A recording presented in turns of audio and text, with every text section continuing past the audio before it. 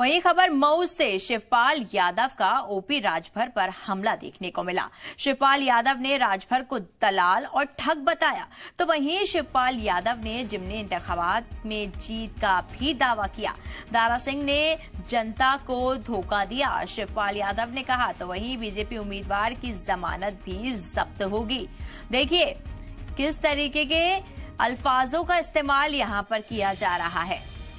कहीं ठग बताया जा रहा है तो कहीं दलाल बताया जा रहा है। शिवपाल यादव ने राजभर को दलाल और ठग बता दिया, तो वहीं शिवपाल यादव ने जिमनी इंतखाबात में जीत का भी दावा ठोका। दारा सिंह ने जनता को धोखा दिया, उन्होंने इल्जाम लगाया। तो शिवपाल यादव ने देखिए किस तरीके से सख्त टिप्पणी करते हुए यहां पर बीजेपी उम्मीदवार को घेरा और उन्होंने कहा कि बीजेपी उम्मीदवार की जमानत जब्त होने वाली है।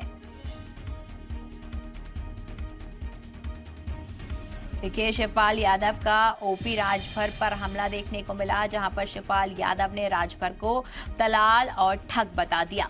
शिवपाल यादव ने जिमनी इंतखाबात में जीत का भी दावा किया, तो वहीं दारा सिंह ने जनता को धोखा दिया। ये बात शिवपाल यादव ने कही।